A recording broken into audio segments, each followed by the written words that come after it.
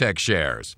Oil up 5%. It closed at a one-month high, $48.53 a barrel. That's on expectations of U.S. supply cuts. Chevron, ConocoPhillips, and other energy companies rose on that spike. DuPont shares up nearly 8%. Its chairwoman and CEO announced her resignation, and investors are betting that'll be a good thing for the company and for shareholder value. Yum Brands, the owner of KFC, Taco Bell, and Pizza Hut, missing on earnings and revenue forecast for last quarter. That's on sales in China that have not bounced back from a food safety scare there. And just in time for tonight's dinner, McDonald's has begun serving its breakfast menu all day, every day. Tom Busby, CNBC. A message from DAV to returning veterans. Thank you for doing your duty and doing our bidding. Thank you for stepping up and not backing down. Thank you for putting yourself in harm's way and putting your buddies' lives ahead of your own. Thank you for defending our freedom and displaying your honor. DAV thanks all veterans by fighting to get them the benefits and support they were promised. Visit DAV.org for free help. And again, thank you. Meet Vince. Vince hurt himself mountain biking on Saturday. Because weekend warrior. Because noob. Hey. Vince is supposed to host an important presentation, but he's not going anywhere in that cast. What should he do? Rhetorical question. Vince should try GoToMeeting, the simple way to host meetings online, complete with video conferencing and screen sharing. Send out a meeting link and anyone can join from any computer, tablet, or smartphone. Just takes a click. Where do I sign up? Visit GoToMeeting.com to start your free 30-day trial. That's GoToMeeting.com. Consider this your invitation to sell. At buysellmakeoffer.com, you can sell as much as you want for the next 60 days without paying any fees whatsoever. Sound incredible? It is, and it's true. Buysellmakeoffer.com is the new exciting way to sell your stuff online. Make extra money right now. Sell your old car, furniture, video games, household items, clothes, even your home. Sell anything that's legal. Load up your stuff to sell right now at buysellmakeoffer.com. This is your official invitation to get on board to sell your stuff right now. Free for the next 60 days. And once you see how easy it is, you'll want to sign up for more because there are no item fees. That's right. Take this opportunity to move items from the other guys and sell it for free. You might even win a Samsung tablet, Amazon gift cards, and other cool prizes. BuySellMakeOffer.com is the future of online selling. You can use Skype to talk to your buyer or seller. Plus, you can use video to showcase your items. BuySellMakeOffer.com.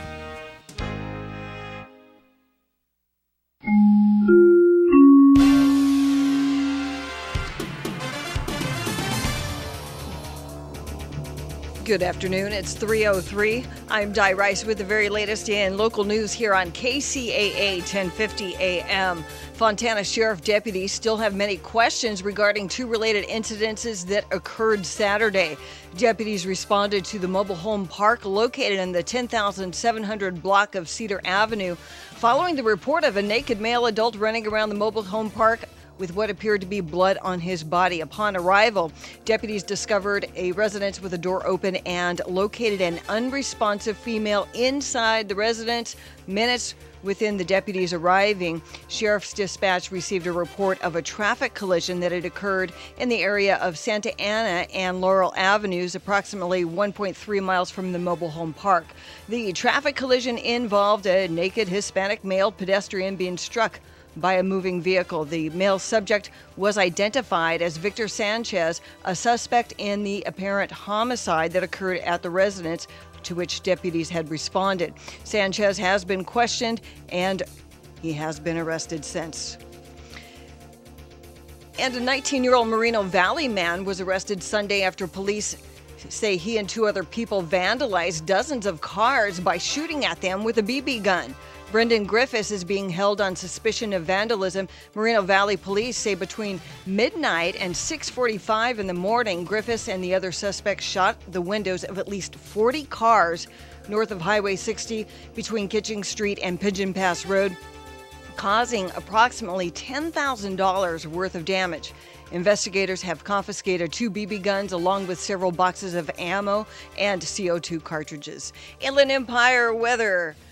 Bit cloudy out there, high 70. My dad was 59. High 78. And overnight lows about 58. Checking out your drive through Moreno Valley, there's slow traffic on the 215 northbound between Alessandro and Eastridge Avenue. And that is the very latest with news, weather, and traffic on the station that leaves no listener behind, KCAA 1050 AM. Do you panic when you don't receive an immediate response to a text, email, or voicemail? Do you become clingy or demanding when you feel someone pulling away? Do you stay in unhealthy relationships because it's better than being alone? Or do you avoid relationships altogether?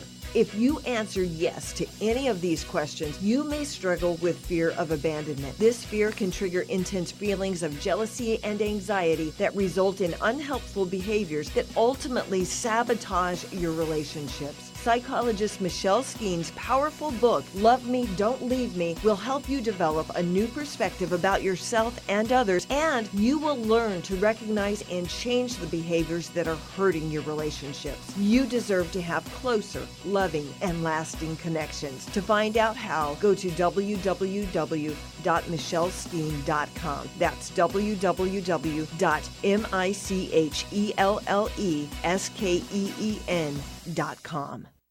When I was diagnosed with breast cancer, both of my daughters were pregnant, and everything I was looking forward to turned into everything I was going to miss. First words, first steps. Today, those babies are 3. I'm with them all the time. I don't know what's next, but I know I'm here today. A Susan G. Komen grant helped pay for Allanthea surgery, and today she's caring for her grandchildren. Help save lives. Visit IamSusanGKomen.org. A public service message from Susan G. Komen. Do you tend to overreact and let your emotions rule your interactions with others? Do you become defensive or find it difficult to see things from another's point of view? You're not alone. Despite the fact that we all have to deal with people in our daily lives, many of us have difficulties with interpersonal relationships. My suggestion? Pick up a copy of the Interpersonal Problems Workbook. This workbook combines powerful evidence-based techniques for strengthening relationships in all areas of your life, whether it's at home or work, with a significant other, a parent, or your child. To find out more about the Interpersonal Problems Workbook, go to www.michelleskeen.com. That's www.michelleskeen.com. Pick up a copy and improve your relationships. KCAA invites you to support our very own Relationships 2.0 host, Michelle Skeen, in raising funds for the Ronald McDonald House Charities in the 38th Annual Chicago Marathon, October 11th. Every year, RMHC and its local chapters give more than 7 million children the strength to persevere as they run their own marathons, fighting illness and injury throughout months, sometimes years. Michelle will be running in the marathon, and if you would like to join her in becoming a Team RMHC runner, please go to the RMHC homepage or simply Google RMHC Ronald McDonald House Charities. You can also help by contributing in fundraising efforts or by becoming part of the year-round sponsorship of Ronald McDonald House Charities. For more information about RMHC, visit rmhc.org. And remember to give your support to KCAA's Relationships 2.0 host, Michelle Skeen, as she runs the 38th Annual Chicago Marathon in support of Ronald McDonald House Charities. There are kids in this country who didn't have a parent at their baseball games or recitals because their parents were serving in faraway places. But now they're coming home, and Wounded Warrior Project assists them through the Warriors to Work program. My mom used to be a tank programmer.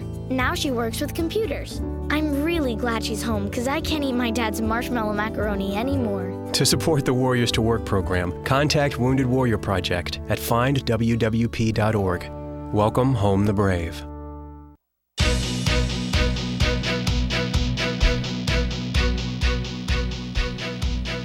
Welcome to Relationships 2.0. I'm Michelle Skeen. My special guest today is Bruce Weinstein. He is the author of The Good One, 10 Crucial Qualities of High Character Relationships. I'm just playing you a little extra music, like my intro. Bruce so much. Welcome, Bruce. Thank you for joining me. Great to be here. Well, I love your book. Oh, thank you. It's really thought-provoking, and of course, it makes me want to read your other books. Oh, boy. But and you are the ethics guy, so we should let everyone know. You are the ethics guy, theethicsguy.com, right? That's right. Also, I want to tell you, you went to Georgetown, correct? I did for my graduate degree. I went to Swarthmore College for undergraduate. Nice. My daughter is at Georgetown, and so when you mentioned, I remember last semester she was doing a little paper for her ethics class on Nicomachean ethics, which you mentioned in the book. So, well, this is clearly a passion of yours, and I'm wondering if just you could explain to the audience why you think this is so important that companies start to focus more on the qualities or the character of their employees as the essential piece of what they should be looking for in hiring someone. Yes, it's a great question. And if you look at any job description, what does the employer say they're looking for? Whether it's IT or accounting or public relations, it seems as though in every field, employers are focused obsessively on knowledge and skill. Right. And no one could deny that those are important. But the question is, are they the only things that are important? When you think about the things that please you the most about a company or anger you the most, it almost never has to do with the competence of the employees. I mean, sometimes, you get the feeling like, am I being punked here? I mean, are there hidden cameras? This can't possibly be the customer service that this company is known for. Right. But more often than not, it has to do with things like work ethic or people keeping their promises. Mm-hmm. And when we talk about accountability, we're actually talking about character. When we talk about work ethic, we're not talking about laziness, we're talking about character. Somebody who has a poor work ethic ultimately hasn't kept his or her promise to the company. And so it just struck me several years ago that we really need to include character in job interviews, and when people want to move up in an organization, that they should focus on how their high character has helped deliver results for the company. And when employers are looking for people to bring on or to let go, that character should be front and center. And so, as you mentioned in your very kind introduction, my new book posits 10 crucial qualities that high character employees have, and I also show how employers can go about finding those qualities in job applicants.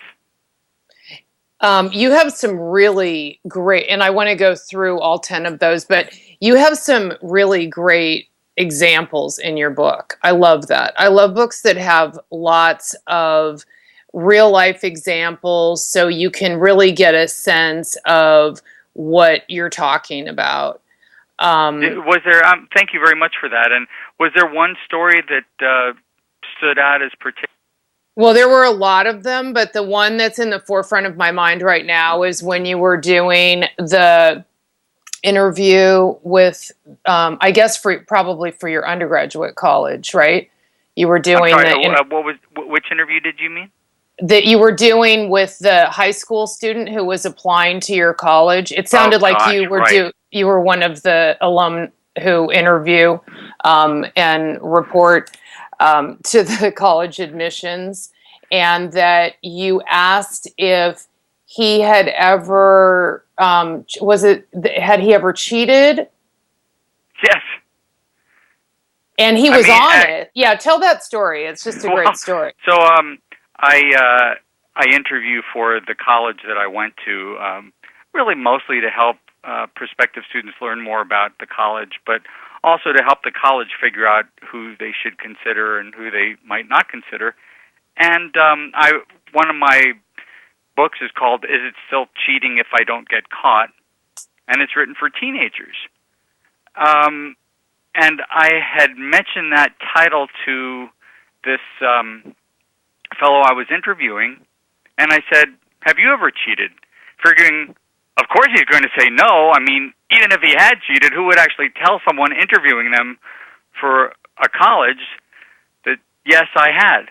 But he was just, not only was he open about it, which is troubling enough, but he wasn't troubled about it. And that's what really bothered me. I mean, you know, we've all done things we haven't been proud of, whether it's cheating or other things. But to not have any remorse about it? Right. And his justification, his attempted justification, was that that's what kids need to do today to get ahead, to even be considered for college. But the thing is, this kid was obviously really smart. Mm-hmm. He didn't need to cheat. Not that anybody, you know, needs should cheat or needs it, but why would this kid? And so I told the college, you know, he gets an A for honesty, but I would suggest that you look elsewhere to round out the student body next year. Well, because, so you would have felt differently if he had said, you know, one time I did cheat, or I have cheated and I feel awful about it. Because absolutely, and in fact, that would have been a different thing, because he would have been honest. I mean, that would have demonstrated honesty and also some kind of moral compass or ethical compass, right? Absolutely, and obviously, an important question, a common question that I'm asked when I present to high school students, middle school students, is, especially when the students hear the title of that book, they ask me if I've ever cheated, and I'm upfront about it. I've actually said this on television, that when I was in high school, I tried to cheat, and I will never forget the look of betrayal on my friend's face when he saw what I was trying to do. That was so punishing. The fact that I had let him down, betrayed his trust in me. Yeah. That how many years later, is it 40 years, almost 40 years later, I'm still haunted by that. And I guess ever since then I didn't even try to cheat, because I knew what the consequences would be. Yeah. So one of the other things, so we have this way of rationalizing behavior that doesn't demonstrate good character, right? Yes. Like that guy said to you, that student said to you, well, it's what everyone does. It's what you have to do now. And sure, you know, the world's a lot more competitive now than it was when, you know, we were trying to get into college, but that's not an excuse for this kind of behavior. And we like stories like that. You tell the story in your book about, and I read this last week, so I apologize. I was looking for my my highlighter, but who is the famous person in the book who lied about their experience, where they went to college and ended up... David Geffen. David Geffen, right. Tell that story and what everyone says about that, and why this is, and what it says about, you know, how we view violations of, you know, good character. Yes. Well, if you've ever seen a movie released by DreamWorks, you'll see that after the word DreamWorks on the logo, it has the letters SKG. S is for Spielberg, as in Steven Spielberg. K is for Jeffrey Katzenberg, and the G is for David Geffen, who's one of the most famous movie and music moguls in the history of the world. Without him, there would be no Eagles, Crosby, Stills and Nash, Joni Mitchell, on and on the list goes. But he wasn't always a world-famous, very rich agent or manager. He started in the mailroom of William Morris. And he lied on his resume that he went to, I think it was UCLA.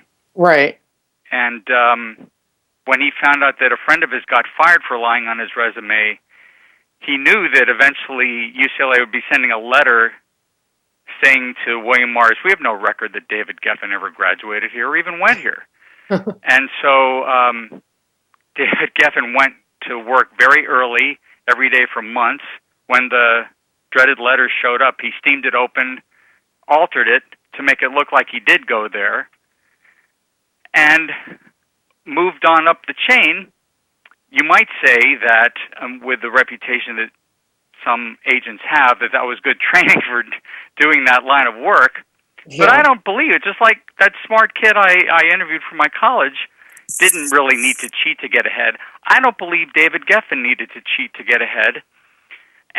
But if you watch the American Masters documentary on PBS, no less, about when David Geffen himself tells that story, pay attention to how that story is presented.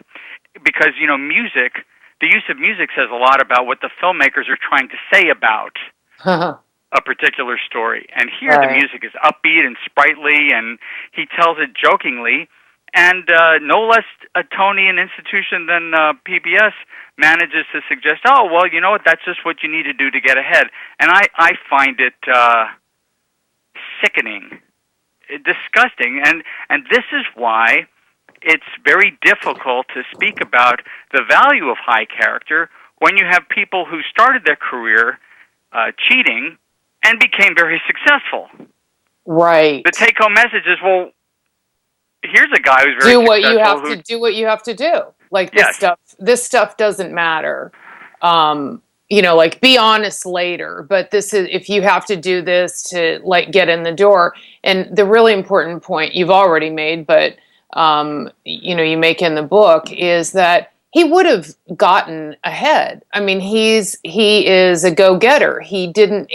Maybe it would have been a different path, but that he's not successful. It's making it sound like you almost have to like lie or cheat to be successful, to be able to get to that point. The kind of skill, the intellectual skill and cleverness, shrewdness and passion and persistence, all of those traits that went into helping him cheat would have served him well had he chosen an honest path. Right. But look, I'm not saying the guy is an evil human being. I don't know him personally. I know he's given a lot of money to support many great philanthropies and causes. But I'm just saying, in this particular instance, what does that say about his character and his leadership to begin a career on that note and to brag about it? Yeah. Well, we're going to take a short break, but when I come back, I really want to talk about, because I know you're a national, / international presence, and you speak to a lot of companies, and it would be really great to chat about if you're seeing a change in the direction of how these companies are going about hiring people. We're going to take a short break. You're listening to Bruce Weinstein, author of The Good Ones. Go to his website, theethicsguy.com. We'll be back in a few minutes. Stay tuned. Do you panic when you don't receive an immediate response to a text, email, or voicemail? Do you become clingy or demanding when you feel someone pulling away? Do you stay in unhealthy relationships because it's better than being alone? Or do you avoid relationships altogether? If you answer yes to any of these questions, you may struggle with fear of abandonment. This fear can trigger intense feelings of jealousy and anxiety that result in unhelpful behaviors that ultimately sabotage your relationships. Psychologist Michelle Skeen's powerful book, Love Me, Don't Leave Me, will help you develop a new perspective about yourself and others, and you will learn to recognize and change the behaviors that are hurting your relationships. You deserve to have closer, loving, and lasting connections. To find out how, go to www.michelleskeen.com. That's www.michelleskeen.com. KCAA invites you to support our very own Relationships 2.0 host, Michelle Skeen, in raising funds for the Ronald McDonald House Charities in the 38th Annual Chicago Marathon, October 11th. Every year, RMHC and its local chapters give more than 7 million children the strength to persevere as they run their own marathons, fighting illness and injury throughout months, sometimes years. Michelle will be running in the marathon, and if you would like to join her in becoming a Team RMHC runner, please go to the RMHC homepage or simply Google RMHC, Ronald McDonald House Charities. You can also help by contributing in fundraising efforts or by becoming part of the year-round sponsorship of Ronald McDonald House Charities. For more information about RMHC, visit rmhc.org. And remember to give your support to KCAA's Relationships 2.0 host, Michelle Skeen, as she runs the 38th Annual Chicago Marathon in support of Ronald McDonald House Charities. Do you tend to overreact and let your emotions rule your interactions with others?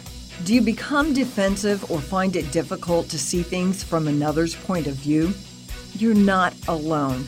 Despite the fact that we all have to deal with people in our daily lives, many of us have difficulties with interpersonal relationships. My suggestion? Pick up a copy of the Interpersonal Problems Workbook. This workbook combines powerful evidence-based techniques for strengthening relationships in all areas of your life, whether it's at home or work, with a significant other, a parent, or your child. To find out more about the Interpersonal Problems Workbook, go to www.michelleskeen.com. That's www.michelleskeen.com.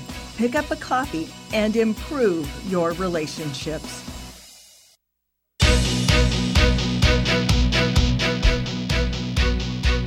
Welcome back to Relationships 2.0. I'm chatting with Bruce Weinstein. He's the author of The Good Ones, 10 Crucial Qualities of High Character Employees. He has a number of other books out there also. You can find out more about him and everything he has going on by going to his website, theethicsguy.com. Thanks, Bruce. Great to be back, Michelle. So I'm hoping that you're going to share some good news about a trend that you're seeing in, and hopefully your book is having, and your other writings are having an impact on the way that companies and businesses are approaching the hiring process and what they're really looking for in employees. Yes, Michelle, I am on a mission to go around the world and to talk about how character is the missing key to excellence. And what I've noticed is that the word ethics is about as appealing to most people as dental surgery. And Can't be that bad. Well, I know, but you wonder, why is it that people come to these sessions because they have to be there? If they're not required to be there, the attendance can be quite small. Why is that? I think I found the reason why. What word is ethics most often associated with in the news? What word do you often see paired with ethical when it's in the news? Oh, politics? No. Politics, specifically violations, people doing the wrong thing, people lying, people cheating, people being caught, getting caught for doing the wrong thing. So ethics has developed this punitive sense. It's linked to people doing bad things. And so who wouldn't be turned off by that? I mean, who can relate to that if you struggle to do the right thing? So what I think I'm it also makes people feel like they're not going to measure up, right?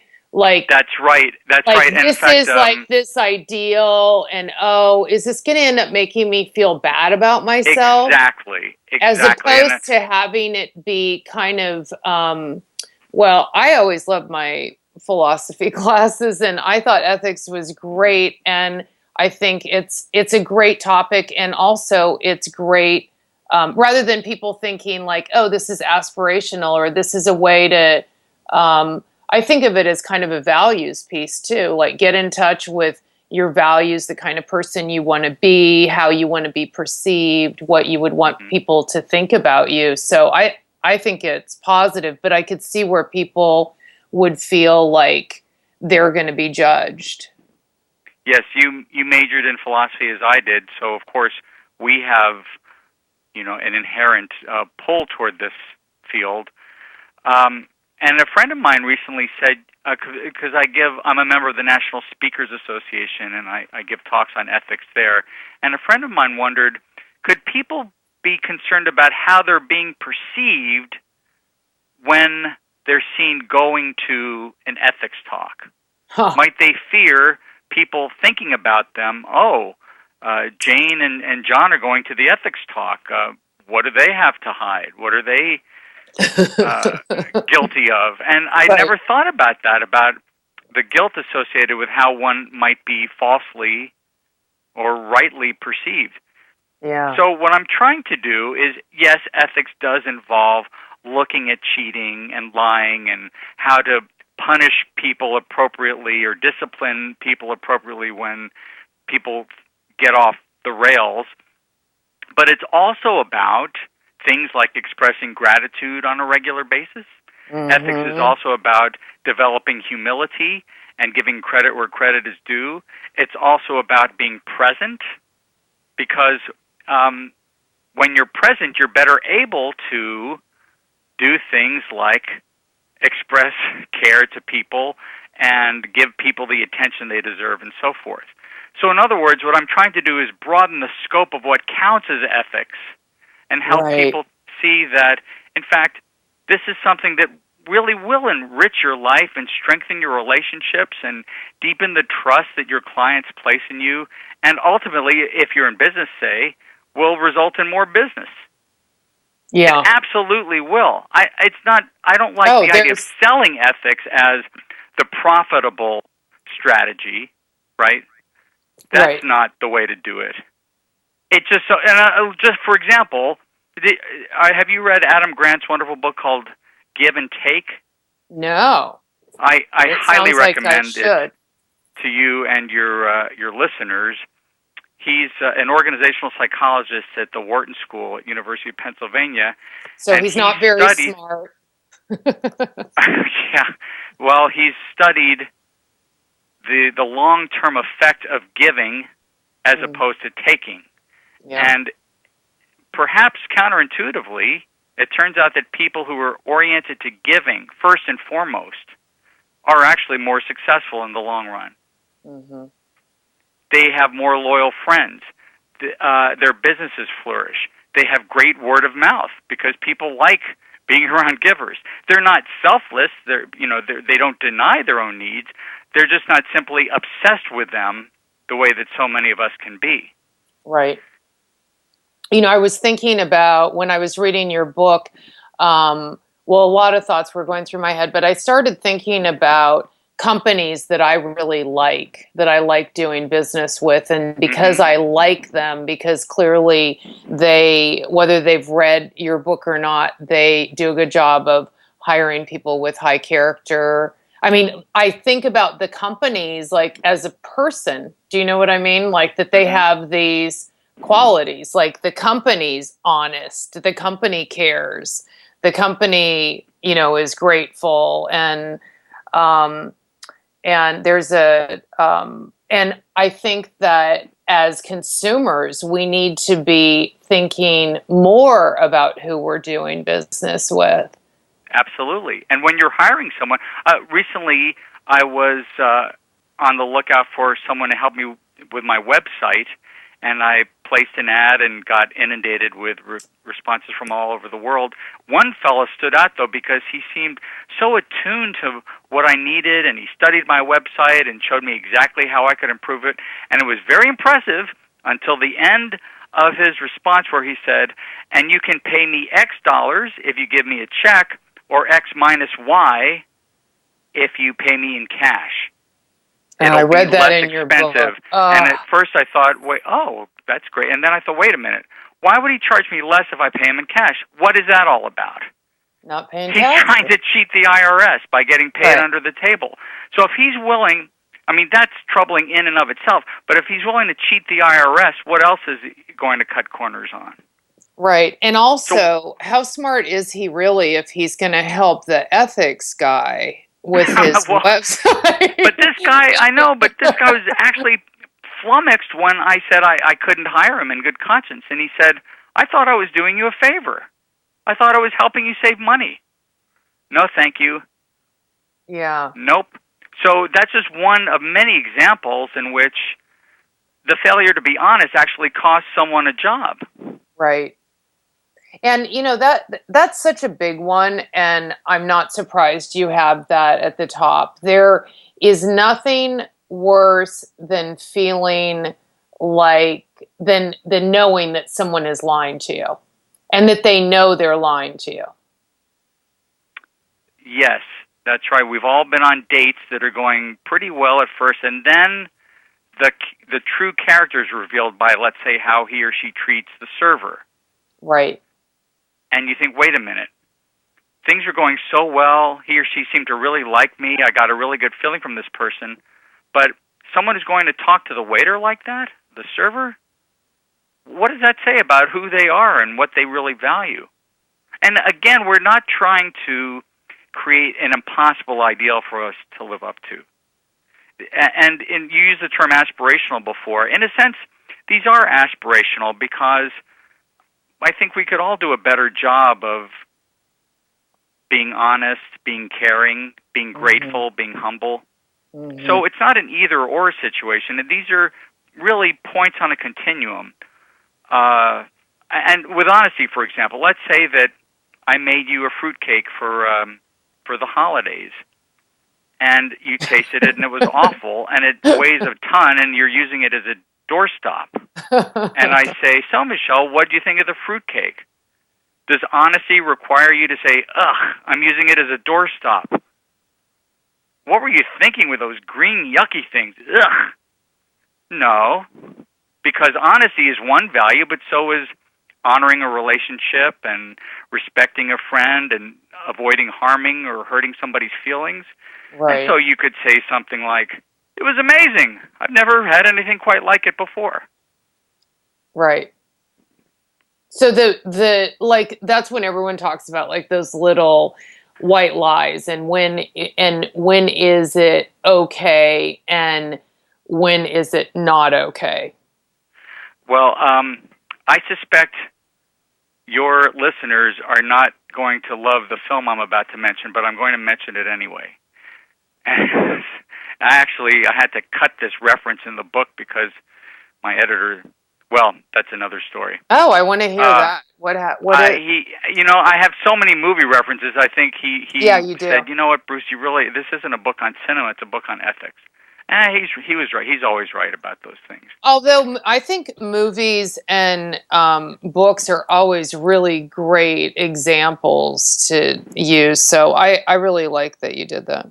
Oh, well, thanks. And in fact, the example I'm about to cite works better verbally than on the written page. So in any case, the movie is Patton. Okay. And listeners of a certain age will know about the movie I'm talking about, whether or not they like it. Younger viewers will say, or listeners will say, what? But it won the Oscar for Best Picture in 1970. Right. Francis Ford Coppola, who went on to write and direct The Godfather, wrote the script. But in the opening scene, the hero of the story, a four-star general from World War II named George S. Patton, addresses the audience as though we were members of his platoon, and he says, Americans love a winner and will not tolerate a loser. I will repeat that. Americans love a winner and will not tolerate a loser. And I bring that up in this context because the way he talks about winning and losing is exactly how honest people regard the truth and lies. Honest people have a passion for the truth, and they can't stand lies or deceit. They don't like to be around liars. They resist lying. Mm-hmm. And so it's that emotional connection to this concept of truth that is what distinguishes honest people from others. I like that, the emotional connection to truth. It absolutely, and by the same token, fair people who are fundamentally fair, have a similar emotional connection to justice. And when fair people see an injustice committed, whether it's an atrocity in another part of the world or an office mate being harassed or some sort of wrong being committed at work, he or she looks at that and says, now, I have to do something rather than nothing. I have to do my best or do something to correct this injustice. Right. Again, an emotional connection to this abstract concept of justice. That's what distinguishes people who are fundamentally fair. Yeah, that's so true. I was having lunch with a friend and colleague of mine, and we were talking about values and getting, helping clients connect with their values.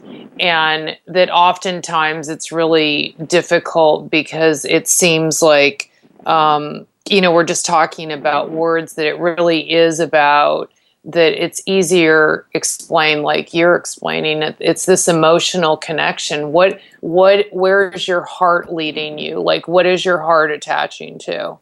And you said it so well here. You're very kind. Thank you so much for, it's just such a pleasure to do an interview where the other person not only read the material, which is an accomplishment in and of itself, yeah, but I know. I've been on the other side of those interviews. Strong positive feelings about it. It's nice. Thank you. No, it's this kind of stuff is really important, and I'm being honest when I say I really want to read your other books, and I'm particularly interested in the teen book too, because I feel like the earlier that we can make any kind of intervention, the better. Mm-hmm. That if we can be instilling qualities in the younger we can instill these qualities and character in people, the better. And I think it just isn't happening as much at home as it used to. My kids are of an age that it could still happen at home, but I think everyone's just so they have so many influences now that it's more challenging. And none is more challenging and troubling than those devices that seem to control every waking moment of our lives. And you're in Oakland, is that right? I'm in San Francisco. Yeah. In San Francisco. So you probably, as a city dweller, see the same phenomenon that I do in New York, which is a parent or a nanny pushing a stroller across the street, a crowded intersection, and looking at a smartphone or iPad. Yeah. For 5 seconds, what's the most important thing at that, in that period that it takes to cross the street? It can't be some email or text. And what message are we sending to the kids when it's clear to them that mom or dad or nanny is more interested in the phone than in the child? Yeah. Very, very troubling. No, well, everyone's looking at those. I run almost every day, and I do love running in the city. It's fun and it's a beautiful city, but there isn't a day that goes by that I'm not having to say to someone, look up, because they're coming toward me. There's nowhere for me to go, and we're going to crash into each other, and they're walking, staring at their smartphone. Yes. And you wouldn't, walk around with an air horn and toot it at them and say, hey, look up. That would not be, you wouldn't. I wouldn't even think of doing such a thing, let alone even mention it on the air. That would be wrong. But, the impulse is there, isn't it? Come on. Now, I will say, because I find these devices just as distracting as everyone else, and I struggle with it writing the book was a struggle because, I'd have a post on Facebook in the morning and want to see how many likes and comments it got throughout the day, and it's maddening. So I discovered this software that blocks you from getting access to the internet. It essentially protects you against your worst impulses. Oh, that's nice. What is that? Do I put that on my computer? Yes, you put on your computer and you program into it every time you open it how many minutes of freedom you want, 3 hours, 30 minutes, whatever, and you put that number in and hit enter, and then you cannot log on to the internet. You cannot log on to Facebook. It won't let you. Yeah. It's like Odysseus in the Odyssey telling his crew, don't listen to me when we go by the sirens. I'm going to shout at you, but don't listen because they're going to lure us to our death. Yeah, I need you to give me that, Bruce. I have a looming book deadline myself, and for me, it's not so much Facebook, but it's just all the information that is on the internet, and it's so easy to go down that dark hole, and it's really easy procrastination when you're supposed to be writing. It's like, but this is kind of interesting. This software is called Freedom, and they also make a version called Antisocial, where you can limit the inactivity to sites like Facebook and Twitter, but still have access to email. I just want to say I don't have any financial interest in this company. I'm not. No, really, because it's just too easy to slide in a promotion there. Although I will in a minute offer your readers something if they buy my book. But here, I just find the software a godsend, and every audience I speak, I mentioned this in Australia when I spoke there last month. I want everyone to get this because it's just so liberating to be able to concentrate on one task for one reasonable period of time. Yeah. No, it is. No one has, and also I like that even though you're the ethics guy, that you still are vulnerable to these kind of temptations too. Well, thanks. And in fact, if you look at all those stories in my book, the person who comes off the worst in all of them is me. I tell pretty much every horrible thing I've ever done. No, you know what was the one that really surprised me when I was reading it is when you were talking about the speaker. Tell the story about the speaker and how the speaker, this, famous, speaker would fly into places like kind of last minute, get there just in time to make the speech. And like when you told that whole story, tell that story. I love that story. Gosh, you're not even my publicist, but you're doing such a great job publicizing my book. Maybe I should hire you too. I have two great publicists now. I'm number one, I'm honest. And I'm number three, I care. And yeah. So anyway, tell that story. It's such a great story. Well, and it's kind of like, number two is accountability. Yeah. So in this story, I talk about a speaker I knew who would fly to speaking engagements that he was paid quite handsomely for. He'd get there at the last minute. He'd schedule the last flight out of town. Didn't really have his heart in it at all. And once he was in Florida and had booked the last flight of the night to go to Helena, Montana, and because of a storm wasn't able to get out of the airport. So the client in Montana had to fly a private corporate jet down to Jacksonville to pick up this bozo and deliver him to Montana. You can't even imagine the cost that must have incurred. And when the guy showed up, he hardly even wasn't apologetic and just, he got the job done. But coming in and didn't mingle with people. Right. Lousy attitude. Gave the information, sort of met the letter of the law, but not the spirit of the law. And the twist of the story is, of course, I was that speaker. Now, I'm not proud of that at all, but I felt like, this is a really good example of what happens when an employee is not engaged. Yeah. And I decided at that moment, I was so ashamed of what I'd done. This was quite a while ago, I should add. Quite a while ago. But I decided at that moment, look, if you're going to make a living doing this, you have to commit fully, and if not, find something else to do, but don't do it halfway. Yeah.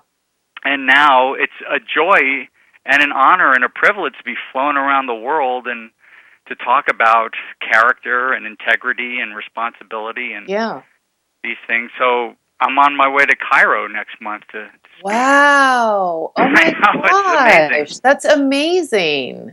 And it's just because this fellow who was looking for a speaker in ethics happened to see my book at a Barnes & Noble when he was in the U.S. Oh, that's so great. Well, you're also on TV a lot too.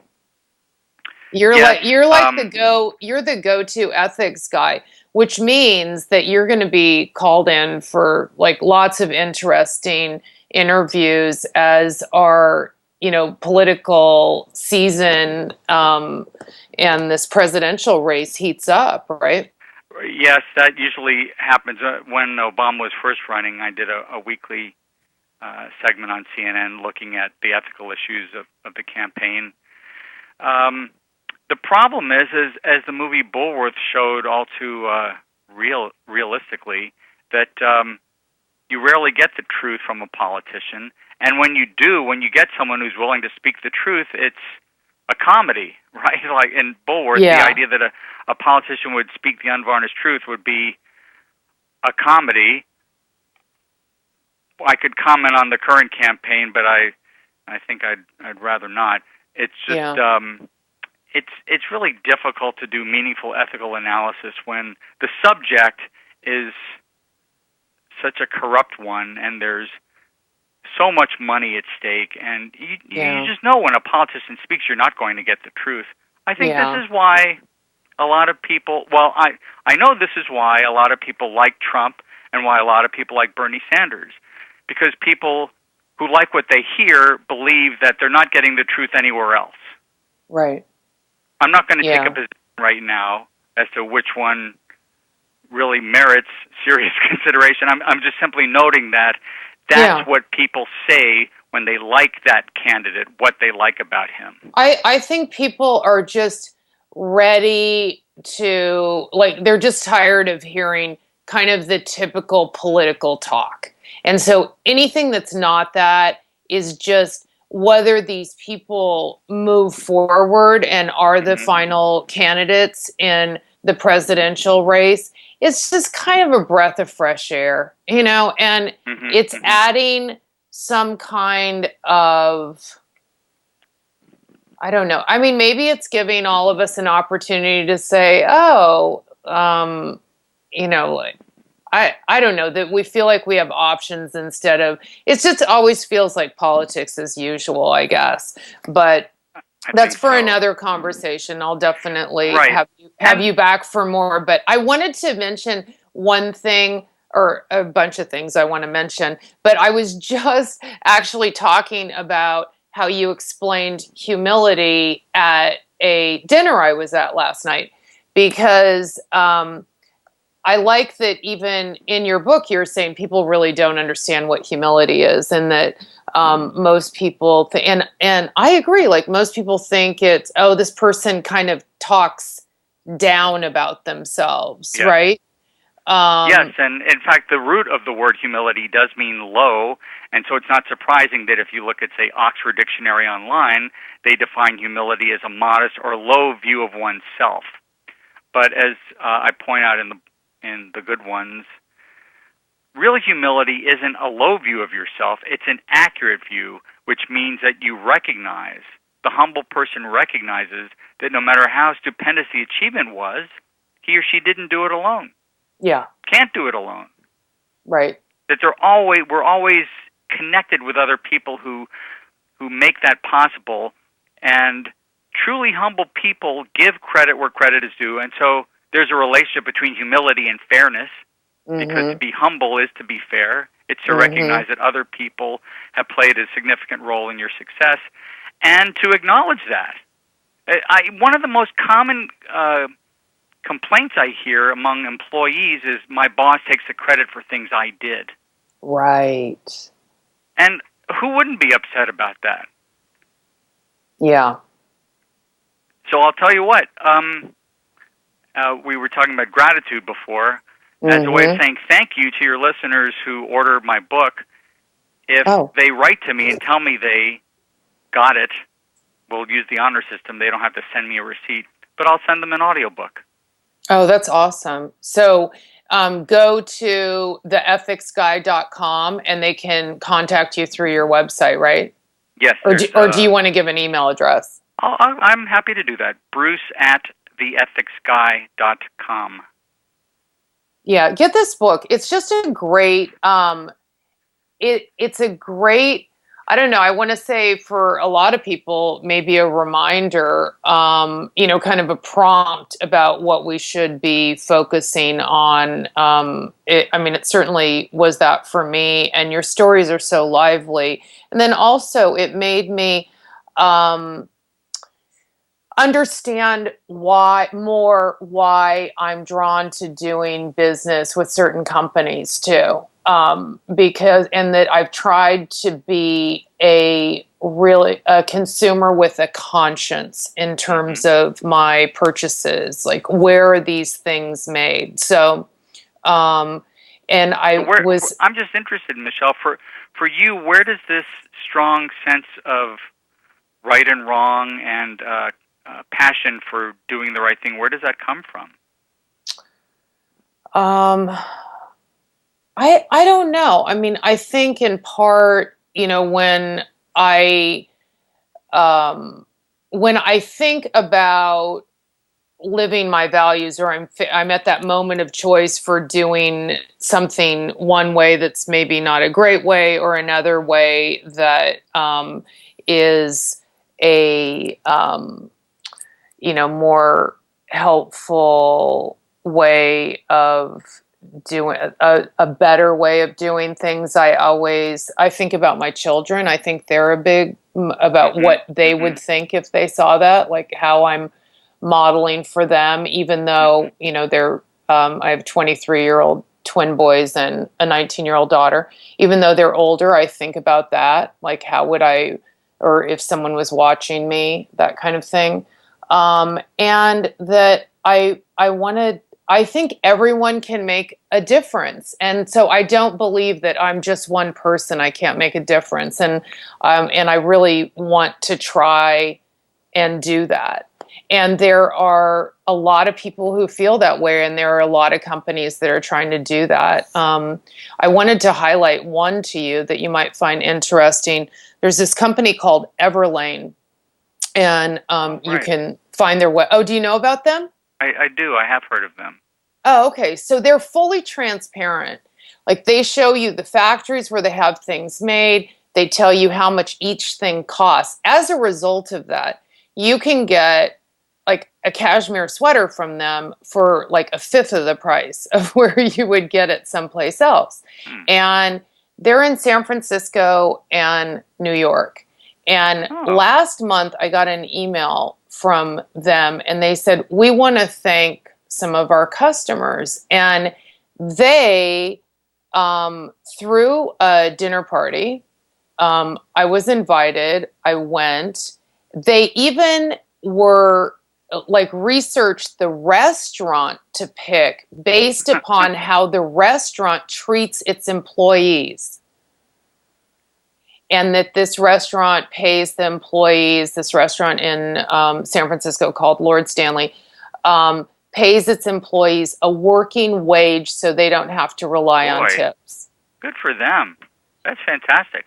And so even they're going to that extent, but I wrote that down in my notes to talk to you about is they just wanted to show their gratitude to their clients.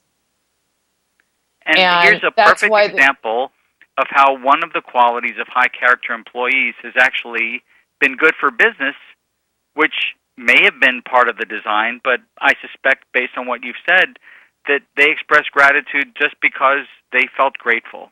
Yeah. Oh, Bruce, it was too short. You have to come back, okay? Go to theethicsguy.com. Buy this book. It's called The Good Ones, 10 Crucial Qualities of High Character Employees. Bruce, thank you so much. Thank you, Michelle. I'm really grateful to you for being so kind. I'm grateful to you, too. Take care now. Be well. You too.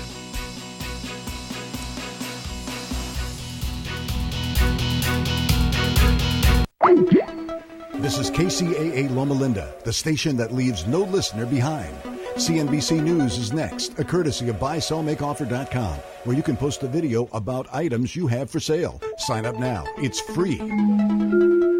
CNBC Radio, a big leap forward in combating the gender pay gap in the Golden State. California's governor signing legislation today guaranteeing equal pay for men and women who are doing substantially similar jobs. On Wall Street, investors took a breather today. The Dow